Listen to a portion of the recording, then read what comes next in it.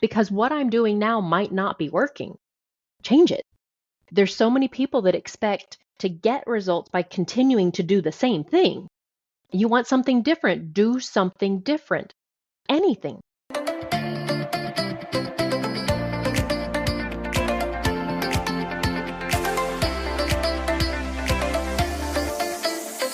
This is By Joyan Season 2. I'm your host, Joyan Chan, and every Wednesday we bring you inspiring stories, powerful message, and fun conversations with me and my special guests and friends, and it's my personal mission to empower you to live and lead a life with joy.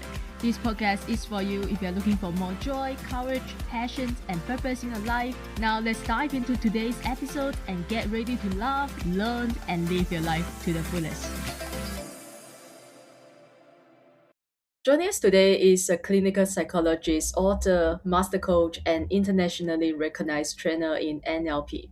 For more than 25 years, she has been helping people understand how the mind works and how to change the patterns that shape their thoughts, emotions, and behavior. She has trained thousands of coaches, therapists, and leaders around the world to create meaningful and lasting change in their own lives and the lives of others. She is the founder of NLP Worldwide, a global training organization based in Sydney, Australia, and is the author of several books. Drawing from psychology, neuroscience, coaching, and consciousness studies, her work bridges science and personal development, helping people understand not only how the mind works, but how to consciously shape the direction of their lives. So, guys, help me in welcoming the one and only Dr. Heidi Heron. Thank you very much. Lovely to be here. First, for people who may not be familiar with NLP, which is Neuro-Linguistic Programming, could you start by sharing what it is and how you use it in your work? You bet. It's one of those things that if it's not explained simply can be very overwhelming and a little bit off-putting. Let me make it easy. My definition of NLP is understanding how the language of our mind creates the programs that we run in life. Now, we run programs of emotions, beliefs, behaviors, thoughts. How we do everything is an unconscious program, and somehow those programs get created.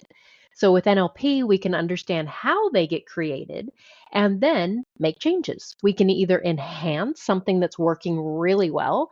We can bring something from one area of life into another area of life. Let's say I'm really confident with my friends, but I'm not so confident at work or in a romantic relationship. I can take that confidence with friends and I can make my mind go, okay, if you can do it here, you can have that confidence elsewhere. I can take a belief that I might have or a pattern that's not working so well and change it. And I can create new patterns of emotions, beliefs, behaviors, and thoughts with NLP. So it's a set of tools, step-by-step tools, not just pretty pink thinking, that help us to transform those unconscious patterns and make them new. It's actually fairly simple and really logical when we get into it.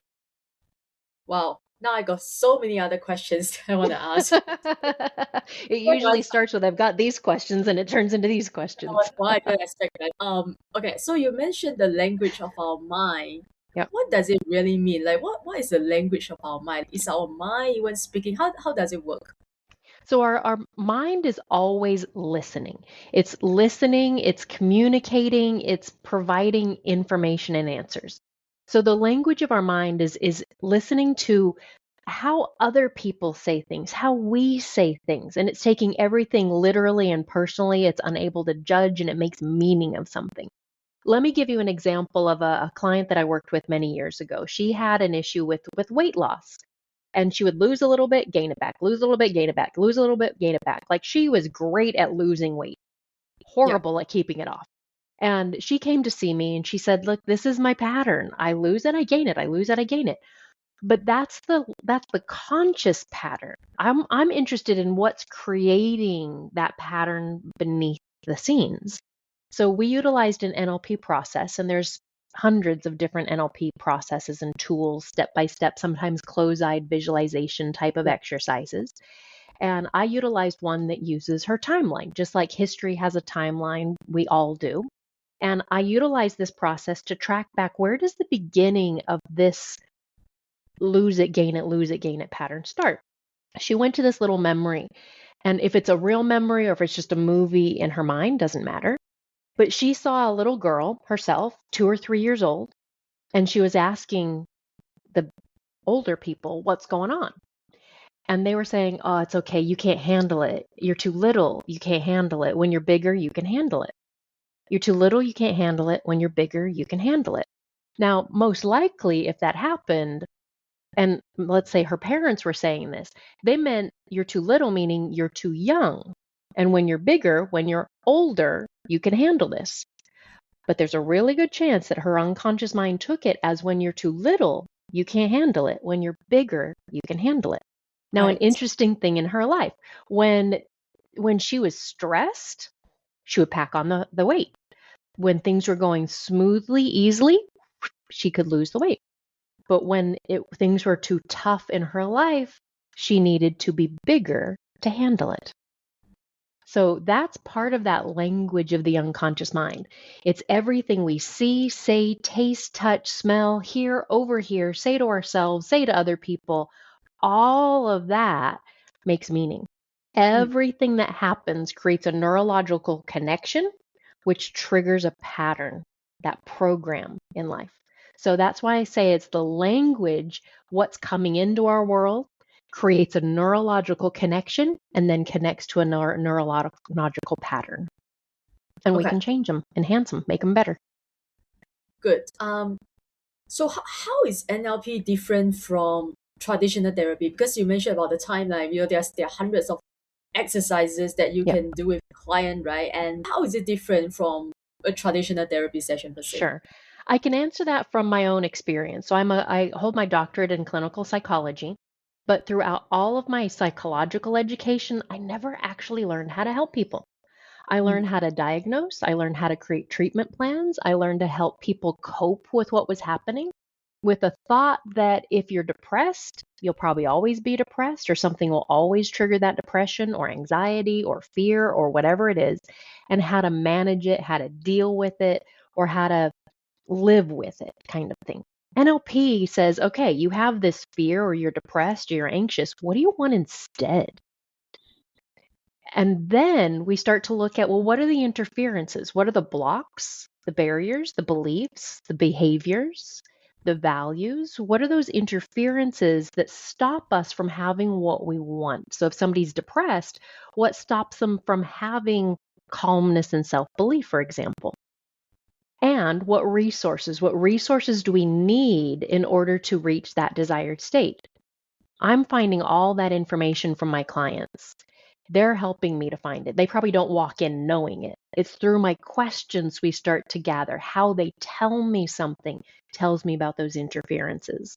And then I start to use those NLP tools. I don't know any of those tools from traditional psychology. mm, Again, I know how to help people feel better from traditional psychology, but not actually how to change a pattern. And I think that's the biggest thing is that NLP says if you want something different, you can have it mm. versus you can live with your problem and deal with it the best way you can. Now that's a generalized statement, and that's not every form of therapy and psychology. I would say that's very general, but from my experience, very common. Right. So you mentioned NLP helps to change the patterns. So going back to the previous example, the client, lose weight and keep gaining weight. Yep. In the end, how did you help the person change the language of the mind and then eventually change the pattern? Yeah. So that one process, so I probably had about 4 or 5 sessions with her where we did a variety of things, but that one process that we did that went back to that childhood memory. In that technique, we're going back and reevaluating that experience, asking, well, what do we know now that we wish we would have had then? And what was the decision that was created at that point in time? And what learnings do we have? Because along our like everything that you've ever done, every event you've experienced, every life, everything, our mind does a great job of taking that life event. This right here, listening to this podcast, is a life event. And every day, our unconscious mind, you know the saying, you learn something new every day? We do. Normally, in normal situations, our unconscious mind takes this event, we're listening to a podcast, and it stores the learnings, it lets go of emotions, and it stores a memory, like the Instagram of our life. But in times of significant emotional events, when there's too much going on, trauma, drama, stress, strain, overwhelm, our unconscious mind goes, I don't know what to do. And it takes the learnings and the memories and the emotions and it groups it together. And then it starts to group other ones together. And this creates that self-fulfilling prophecy. There's a psychological term for it, a gestalt of emotions. With NLP, we're going back to the root cause of that gestalt and unpacking it and letting that, like that 2-year-old self inside, unpack and go, okay, let's store the learnings, let's let go of the emotions, and let's store the memory in the normal way. So that tomorrow we have access to the learnings that we don't necessarily have access to now. So it's all in the tools of how we unravel a pattern and then recreate a new pattern that serves us more effectively. And it's actually changing the neurology connections so that we're responding differently. So this client, next time she had stress, she responded differently. She didn't have to eat. She didn't have to get bigger. We built also boosted her confidence and her resilience at the same time in different tools so that she had the same type of experience with a different outcome. That's pretty Mm, cool. yeah, I love that. But you mentioned there are hundreds of different techniques to Yep. use. How do you know which technique to choose for your client? Good question. Experience. So I train people that come to my NLP trainings are threefold. One is just the personal development person, the person that wants to be better and understand themselves and manage their own mind and life. Two is people that want to use it in business. They want to be better communicators. They want to negotiate more effectively. They want to understand people. And the third person is the person who is a coach or a therapist and wants to be, and they want to add those skills into their toolbox.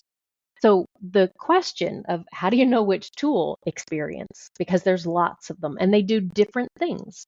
But the more I know about someone and the more I understand my toolbox, then I can choose the appropriate tool. My nephew is a builder, and he Mm. has about 16 different hammers. And I saw these hammers in the back of his truck. I said, Ethan, do you need 16 hammers? And he said, well, yeah, I need 16 hammers. I said, why? Because they're all for different things. They're all for different types of nails or different types of wood or whatever they're nailing it into.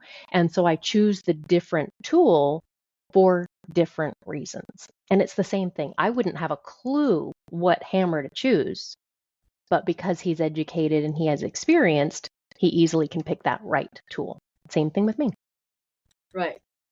Correct me if I'm wrong, because I kind of studied NLP a while ago, like many years Cool. ago, and my understanding is that, or at least I was taught that NLP can almost create like instant result, like it can deliver instant result to Mm, change mind or mm, someone's reality. I think generally speaking, it is a lot faster than traditional coaching or session, like therapy. correct. Yes. But instant result, and we all know Tony Robbins. He was a Yeah, trained NLP, and he yeah, always tell the story of on stage, and that's how he kickstart his career by changing exactly. someone's the fear of a phobia of a snake on Yeah, stage.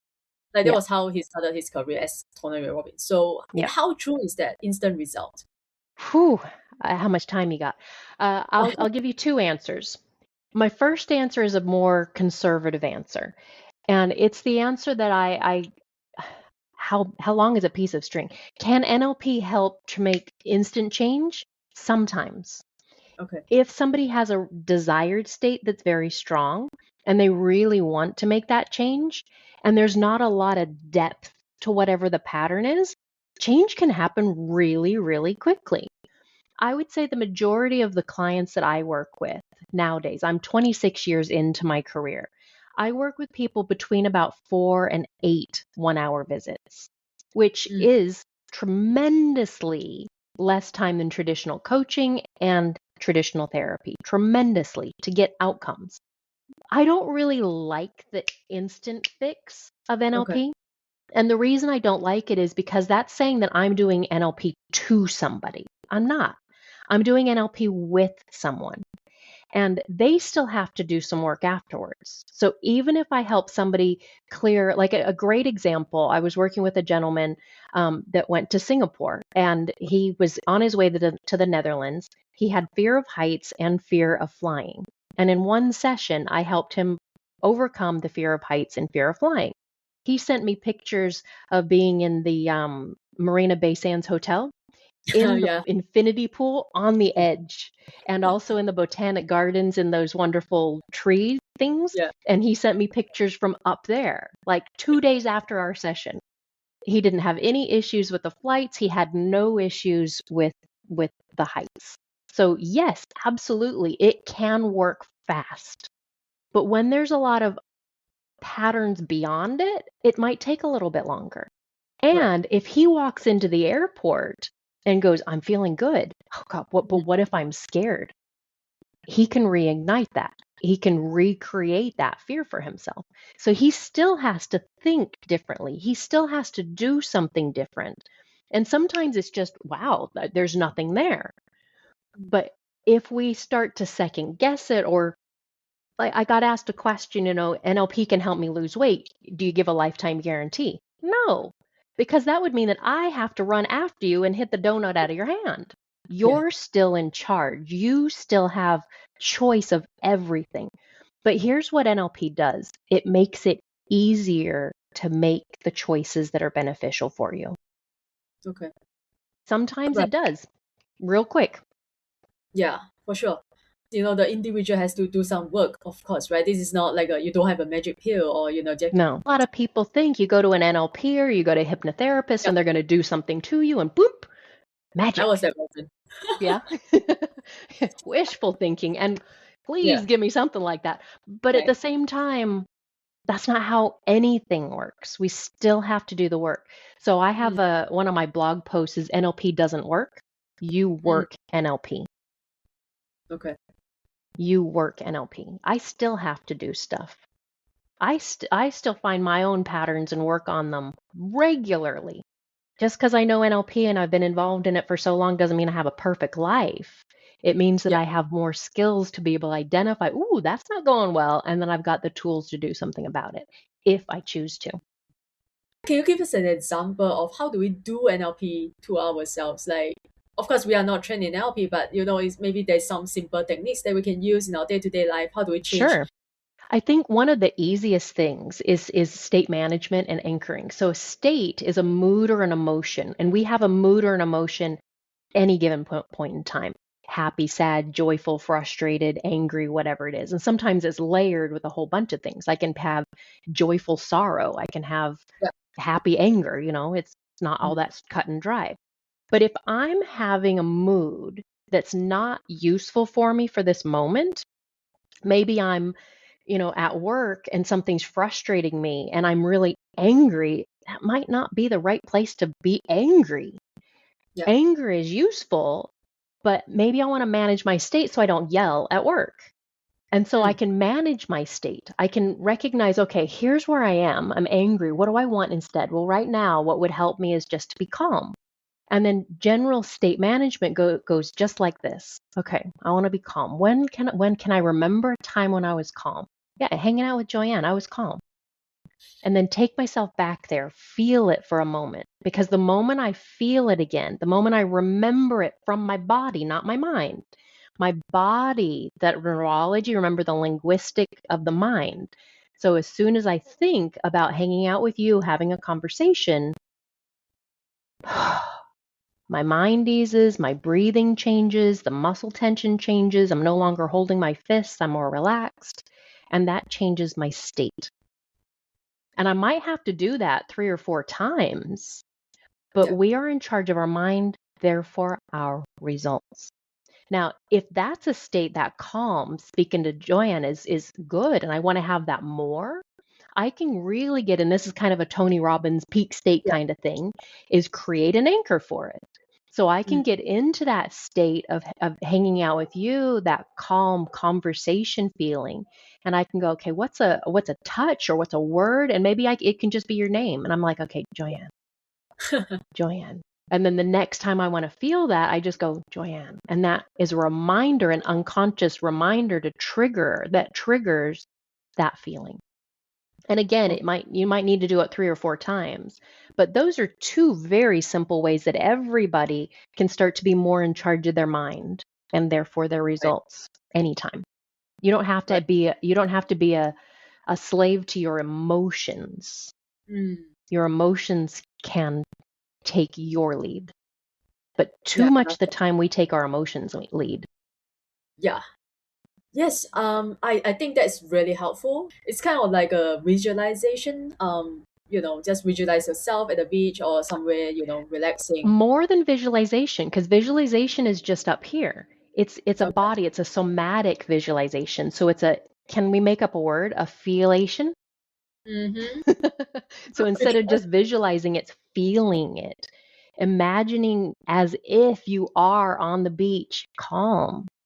Because it's more than just the visualizing, it's the feeling of it. Get your body involved. Your body changes your chemistry, change your physiology, you change your state. Just thinking about it might not. But I always feel like my mind is more powerful than my body. Because I've done Ah, meditation, I've done a lot of, for example, meditation, right? yep. I want to be present in my body, but my mind is thinking about what am I going to do next? What lunch am I going to have, right? I feel like my mind is always taking over my body. Yeah. And Yeah, as long as it does, it'll be in charge. yeah, It'll be in charge. Now, your mind and your body are connected for sure. But let's yeah. take meditation as a great example.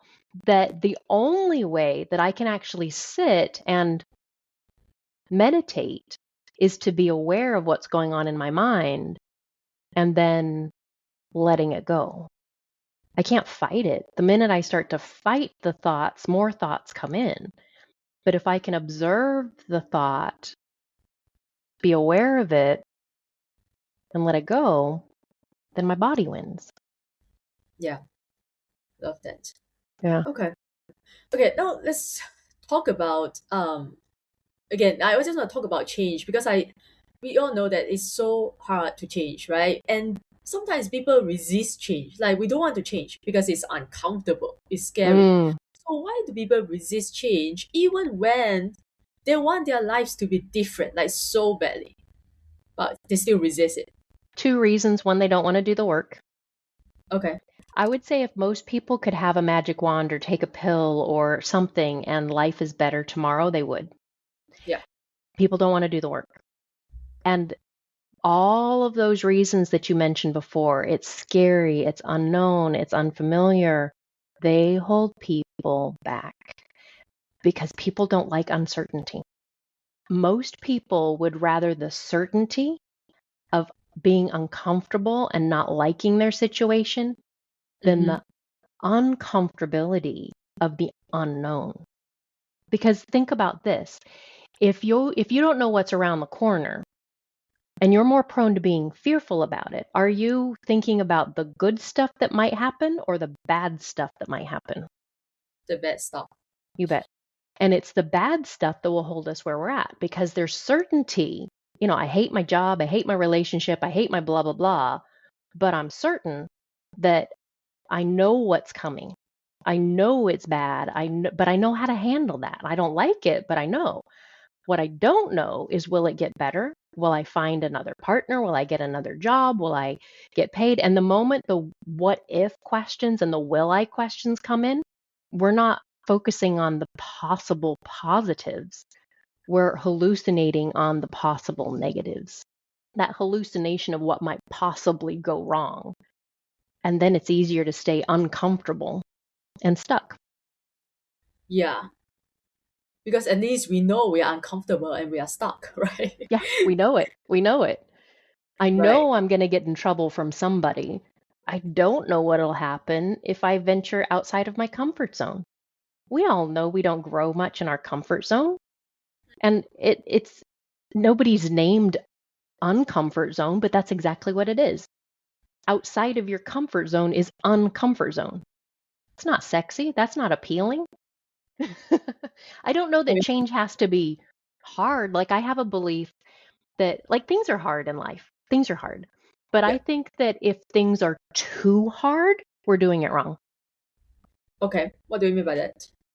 I mean that if something's too hard, let's say that every month I struggle with money and Mm, I have to suffer through it over and over and over again. I probably have I'm doing something wrong. I've got some beliefs that are not working for me, some behaviors that are not aligned with me, some values that might not be aligned.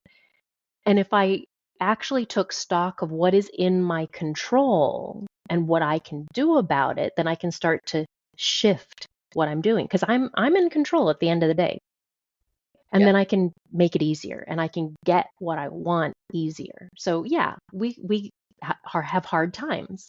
But if Mm, something's too hard, I think we're doing it wrong. And I think we could have the possibility of, I don't know, making life a little easier for ourselves. okay. So you mentioned the first reason is people don't want to do the work. Yeah. You are doing most of the work, but still we have the work to do after the session. So what is really the work that we need to do on our end to make it work?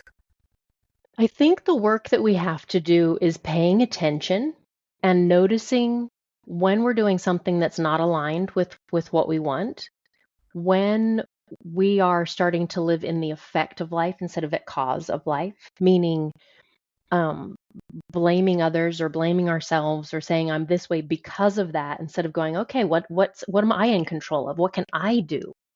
And then Okay. we can take that driver's seat back.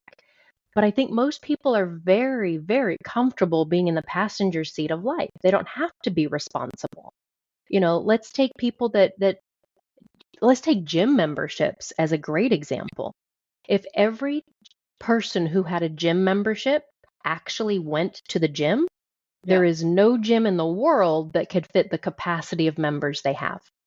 true. They bank their entire business model is based on people not showing up, not doing the work. The Uh, entire business model. How hard is it to show up to go to the gym twice a week? Not all that hard, but most people don't do it. yeah. So yeah, that is the work, right? To do something different. To We do don't. something different, think Yeah, something different, show up different. I think one of the hardest people to show up in this world as is ourselves because there's so much fear of getting it wrong or what are they going to think or the imposter syndrome or perfectionism or they need to like me or perfectionism. We don't see people who they really are. We see people how they want us to see us. And if I yeah. could give a gift to everybody in the world, it would be the ability to be authentically themselves. Just show up. In order to do something different or think differently, I think the first step is the hardest. We all know that, right? Yep. The first time doing something different is always the hardest. So I think the third time. why? Because the first time is like, yes, I did that. I did that. The second time is, I did that again. The third time is, oh, do I have to do it again? Okay, got it. Yeah, makes sense. It's consistency. But isn't it how we build a pattern over time? Yes. But and you're right, it has to start with the first time, but it has to continue with the third time and the fourth time and the fifth time.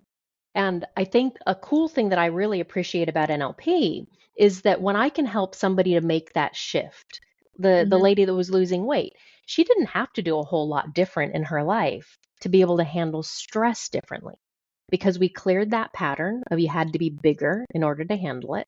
I also helped her increase her self-belief and helped her increase her sense of resilience Yeah. and also helped her to recognize how her body communicates a higher level of stress so that she can, when she recognizes it, when it taps her on the shoulder, she can go, okay, thank you, I know what this means. This means I need to give myself some time off.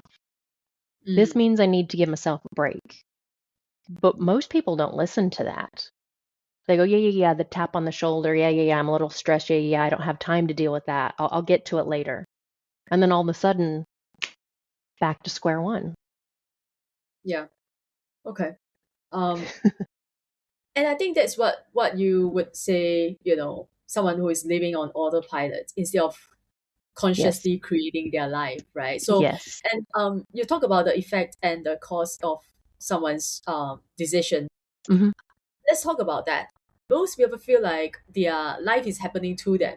They don't have any control and they can't create the results they want. How do we move from being at the effect, To living at cause, yeah. I think first of all, recognizing that if the thought ever, anybody listening, if the thought ever comes into your mind, I'm out of control of this, I can't do this, what I'm doing is never going to result into what I want, that is right there, those warning signals. You are living in effect. You are living in effect. You're not responsible. You're not taking responsibility because what I'm doing now might not be working. Change it. Change it. There's so many people that expect to get results by continuing to do the same thing. yeah. Change it. You want something different, do something different. Anything. Anything. And just that one little step of doing something different, someone that procrastinates and they set an alarm for 15 minutes and they just do something for 15 minutes, which spans into 20 minutes into half an hour. But they do that, it changes something. I never get anything done. Well, set an alarm for 15 minutes and do something for 15 minutes. Something is better than nothing. But so many people do this all or nothing pattern. Yeah. And that is still living at cause or living in effect of something. We're just making one change that takes responsibility back. Instead of blaming, I can't do this because. Listen to the because and go, well, what can I do? What can I do? Because there's usually choice. We've got more choice than we think we do if we start to look outside the square. And I think back to part of our conversation is if there's something that I don't like in my life, what do I want instead? What do I want instead? Because if I don't have a destination, if I don't know what I want instead, I'll never get there. I'll Mm, only have what I've got. okay. So again, it's about how you speak to yourselves, right? Again, language, the Yep, language that you use. And because we talk to ourselves, I don't know, I talk to myself like pretty me much too. throughout the day. Inside my head and outside my head. So Constantly. yeah, we are our own coach. What is your take on affirmations? Do you Good also like question. some trainer use that for their clients? Like Yeah, I like someone use it on me, like my coach that I hired a long time ago asked me to say out loud, positive affirmations every day. Although it was customized to me, but still, sure. Here's my 2 cents and why my so I actually like affirmations done okay, appropriately. But let's imagine that I have a beach ball. One of those plastic balls you use the beach. And let's say it has a hole in it. And I put my finger over the hole. And I say over and over again, my beach ball is full of air. My beach ball is full of loving air. My beach ball is full of loving air. My beach ball is full of loving air. It will be as long as I keep my finger on the hole. The minute I take my finger off the hole, my beach ball is full of air. My beach ball is full of air. My beach ball is full of air. It's going to start losing air. If I have a belief or a pattern or anything that limits me, I can say affirmations until the cows come home, until I deal with that pattern. If I don't believe that I'm confident or capable or enough, that affirmation that I am enough, I am enough, I am enough is not going to override. And this is why, the question earlier, can NLP fix things? There's a yeah, lot of NLPers out there that will promise, I'm going to get rid of that belief in 5 seconds or one yeah, session. And what they do is they use the NLP techniques that are great at clearing an interference. They might get rid of your anger, rid of your fear, and it might work for an hour, a week, a day, a month, a year. But unless we're actually boosting and building the resources as well, that pattern's going to come back. So there's a lot of sloppy NLP out there. So do your homework. There's a lot of sloppy NLP because it's not just about clear, clear, clear. It's also about build, build, build.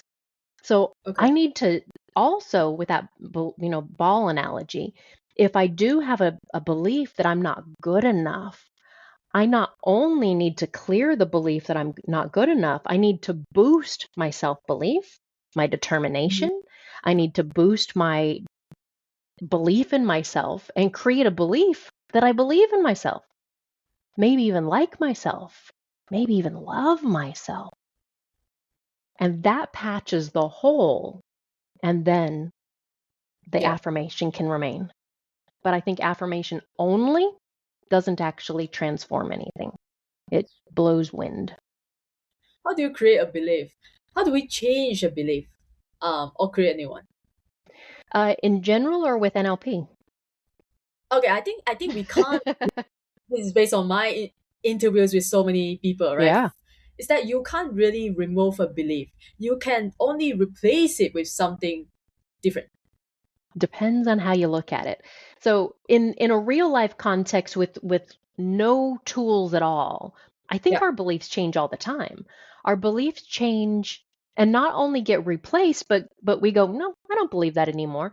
And I think Okay. our beliefs get changed or removed because of life experience. And something has overridden it, or a life experience goes, you know what, that's not true, or it's not true for me anymore. Right. With NLP, we've got, again, a bunch of different tools. So I can utilize, a tool called re-imprinting or change personal history, which will go back to a root cause and start to transform a belief and create something new. And the most amazing thing happens after this process. I say to the person, let's say that they have a fear of, I'm not good enough, a belief of I'm not good enough. And at the end of this process, I say, now, what do you believe about that old belief? And very often I hear, what was the belief again? Or I Mhm. hear, yeah, that just seems old. That just seems not right. Okay. And so it's transforming. Another way that we change beliefs in NLP is we recode them. There's something that has a interesting name, submodalities, which is just the Yeah. coding, the building blocks of our thoughts. And we can take every thought, you can turn into a symbol, a shape, a color, a picture, and we can start to meander it and mold it.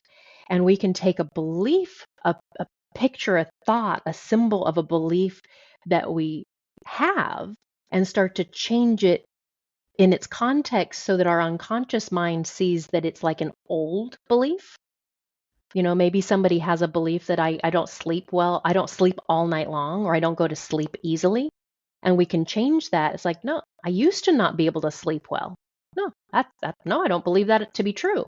No. Mm. And then there's a good chance that they'll go to bed that night and sleep fine. But we can also create a new belief by utilizing that coding of the mind so that we start to play with the mind and code a belief that I sleep well, or I go to sleep easily, I fall asleep easily, and start to use that coding of the mind to program it as an absolute truth. Just like the sun will come up tomorrow. I have Yeah. certain coding for that absolute belief. I can put that on my belief that I can sleep easily. And there's a really good chance I'll go to bed tonight, sleep really easily. So I Okay. actually think there are tools that we have available to change beliefs and Hmm. to create new ones. If I didn't know those tools, my answer would be you can't. Yeah. But so you mentioned that a belief can be changed or transformed by an experience, right? So do you think which one is more powerful, an experience that actually happened, or the meaning that we give to those experience? The meaning. The meaning. I think anything without meaning is irrelevant. Like, one experience does not have one universal meaning to everybody, which is one of my main questions. I don't know if it's a main question, I ask it a lot though, is what does something mean to you? So if somebody is fearful of dogs, then I'll say, well, what do dogs mean to you? Okay. If somebody is fearful of failure, what does failure mean to you? What does fear mean to you? If they're fearful of success, what does success mean to you? Because it's different for every single person. So is that how you start a session with a client? Like, how do you usually start? Because they can come in and say, I don't even know where to start, right? My life is a Usually. mess. Yeah, my life's a mess. I don't even know what Um, I want. how I start is actually really easy. The first session I have with people is just a conversation. And it's a Mm, conversation. My very first question is, what brings you here? What can I help with? And they will either tell me what's not working yeah. or what they want. Okay. Either way. Interesting. And it doesn't matter which way we start, but I want to know four things. Where are you now? How did you get there? What do you want? And how will that make a difference in your life? Those are two questions. What are those interferences? What's standing in your way? And what resources, attitudes, attributes, skills, beliefs, behaviors do we need to build in order for Mm, you to get to that point? Because I don't want to just clear stuff and not have a solid base of resourcefulness. I want to yeah. build that resilience, that confidence, that self belief, in addition to clearing any of those interferences. That's all I need. So, that very first session, that's my information gathering. Most people don't have direct answers for me. They speak in feelings and sensations, and I take their words and I help to unpack them. It's Okay. fun. It's like putting a puzzle together Yeah. Solving a puzzle, right? Solving without a for myself. cover. But you also study consciousness, right? Mm. I don't know, like mindset techniques alone doesn't create lasting change or permanent change. So what is the formula to create a lasting change?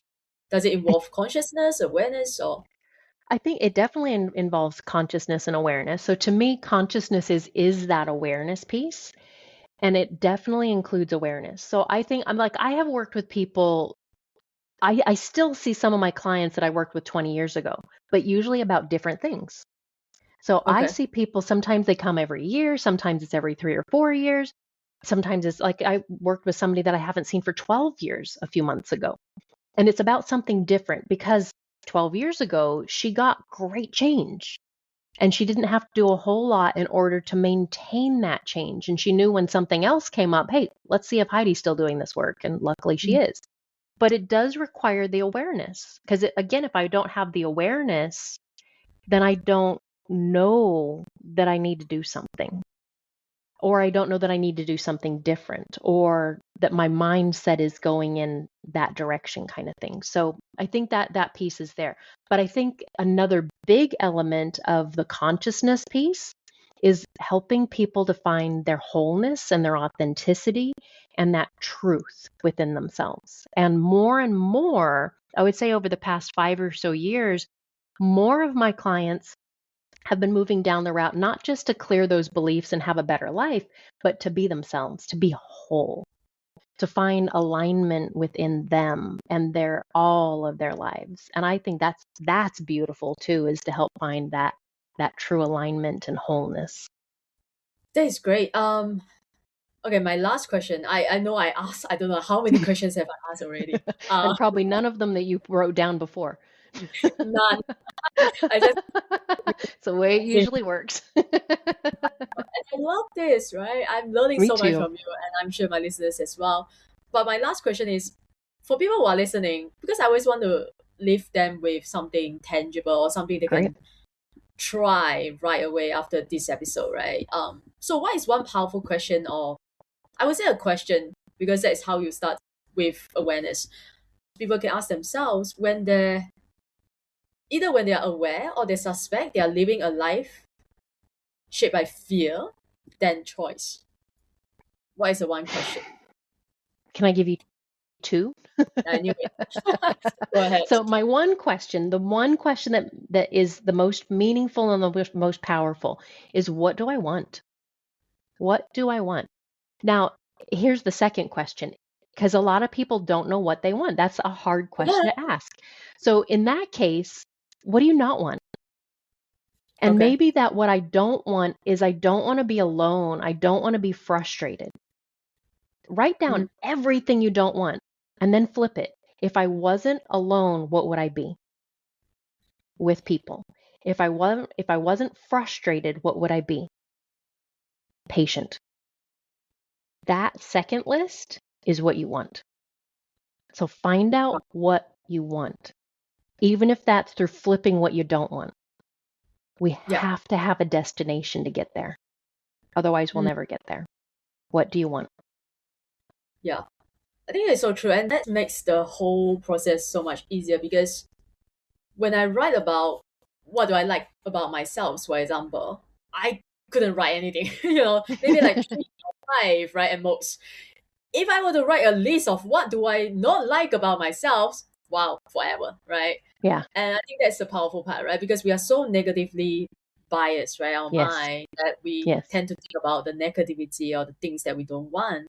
Yep. Then we just flip it. That's so Flip much it. easier. Flip Yeah. it. What do you want instead? Yeah. I did that with a client. She had like 25 or 30 things that because I kept asking, what do you want? I don't know. I don't know. I don't want to be frustrated. I don't want to be less tired. I want to be, okay, tell me everything you don't want. And then flipped it. And I'm like, how about this? And she's like, oh my God, that would be a wonderful life. Let's do it then. Yeah. Okay, just one more follow-up question. Why is it so important or powerful to know what we want in life? Because that's how our mind drives us. That unless we're totally just on autopilot in the passenger seat, if we actually want to drive our own bus, car, life, we got to know where we're going. Let's take it like this. If we went and got in an Uber or a Grab, Yeah. they need to know where we're going. We can't say, don't take me to the zoo. Don't take me to Changi Airport. Don't take me to Marina Bay Sands Hotel. They'll go, well, where do you want to go? Same thing with our mind. It needs direction. In order for you to live at cause and to live your life, know where you want to go. What do you want? Love that. Well, Dr. Heidi, thank you so much for your time. And You're very welcome. I'm so grateful to have you on the show today. And thank you so much for sharing. Now, tell my people where they can find you, connect with you. If they want to work with you, what are some of the ways they can work with you? Perfect. My website is just my name, HeidiHeron.com. For the NLP training side, NLPworldwide.com. You'll find more information there. Either place, you'll learn more about one-on-one coaching, some of my books. I have my new Wizard of Cause book, which really helps us to figure out how to get back and live from a space of cause versus effect. And you'll find that on my HeidiHeron.com website. Beautiful. Yep, I will put all your links in the show note below. And guys, Beautiful. what an incredible conversation, right? And I would say if you love this episode, just like any other episodes, make sure you check her out. All the links will be in the show note below, and you can dive deeper into her work. Thanks for listening. I wish you all a joyful and amazing day ahead, and I will see you in the next episode.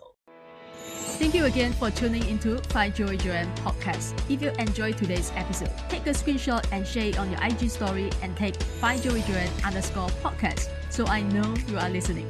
And leave us a positive review on Apple Podcasts if you haven't already done so. And remember to hit the subscribe button whether you are listening on Spotify, iTunes, Amazon Music, or any of your other favorite platforms. If you love what we are doing and want to become one of our sponsors, you can send me a DM to connect. And thanks for being here. I will see you soon in the next episode.